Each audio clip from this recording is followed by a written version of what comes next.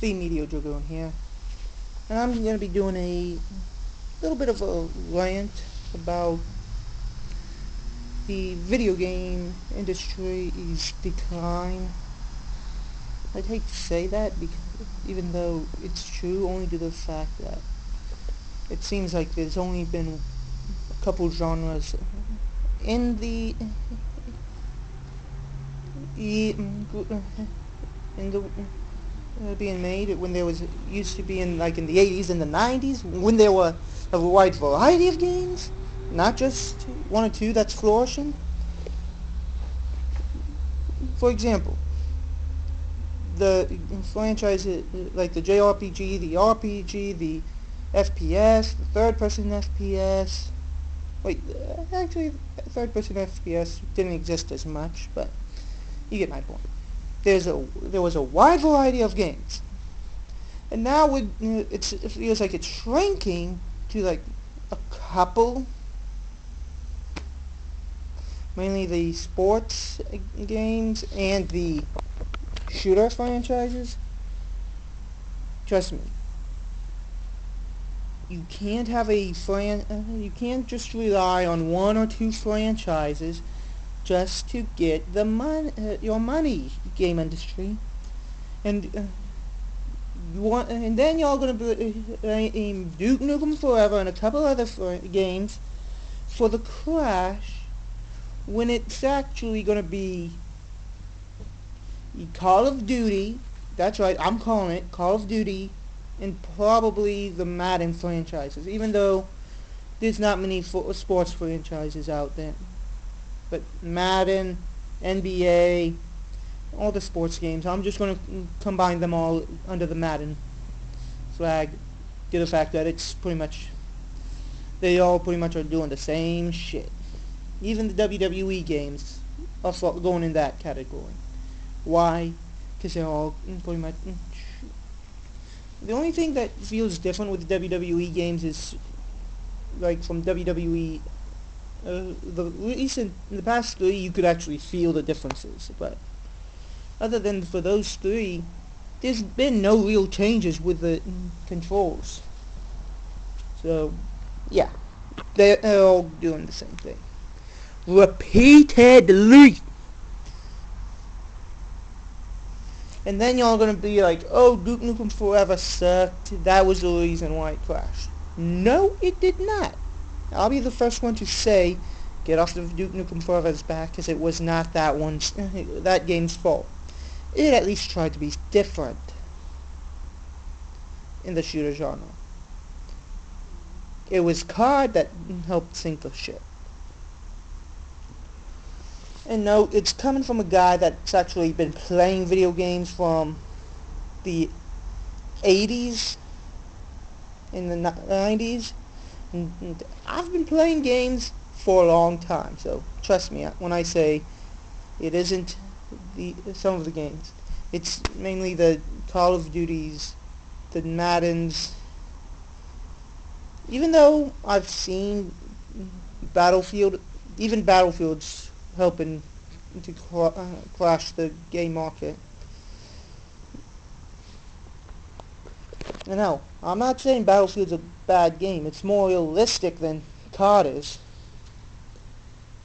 And trust me, I hate to say that the game franchise is crashing, but it is. Some people are just being too blind to see it. And let's see, what else is helping crash oh yeah, DLC. I'm not saying DLC done right is bad. I'm just saying, like, map packs, the costumes that cost you an arm and a leg, and I'm also involving that $50,000 diamond pickaxe that Peter Molyneux is actually bringing in. That's right, a $50,000 diamond pickaxe in a game that I'm not even going to bother even talking about again. In fact, I wouldn't even buy it if Peter Molyneux gave me $100,000. Wait, not 100,000. $2 billion just for buying that pickaxe. That's right. I wouldn't even do it for that much. So, and then there's also the fact that most game franchises seem to be game industry heads are thinking that, oh, it's not selling 2 million copies in one day, it's a flop. A game doesn't need to sell billions of dollars just so it could be considered successful. I would call successful if it has a hardcore fan base more successful. Not only a hardcore fan base, but if it doesn't require to have millions of people playing it online for online only. Hell, look at Final Fantasy. The first 10 were actually somewhat playable. Hell, 6 is my favorite of them all. And guess what? You didn't have to play that game online! In none of the Final Fantasies other than 11 and that travesty of a game named Final Fantasy 14 were actually known for their online. Let's see, what else is there? There was also, let's see, games known as the Lunar games. I haven't seen any of those in a while. Late scratch that I have, it's just that they're just remaking the same couple games, it seems. And let's see, there's also... I definitely haven't seen Breath of Fire in a while. Thank you, Capcom, for ignoring a good franchise, along with Mega Man, a franchise that helped build you. And that also is another ignoring named franchises that help create. For example, I haven't seen a Star Fox game since the GameCube, but those games weren't as good as the N64 version, Star Fox 64. F-Zero, haven't seen that in a while. Let's see, Breath of Fire, a new Mega Man for the consoles. Let's see, do I have to keep going with that? No, I was naming those just so y'all know I know what I'm talking about. In fact, there's a few franchises that I'd love to see brought into the 3D versions, and how it would actually work.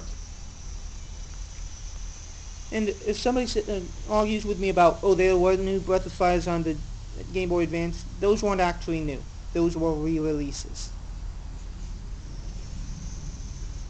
And let's see. It's pretty much because gaming companies are trying to whittle down their franchises. No, not enough intellectual properties, and it's going to kill the game industry because they're trying to whittle it down to just action-oriented FPS third-person shooters, along with third-person shooters and sports games.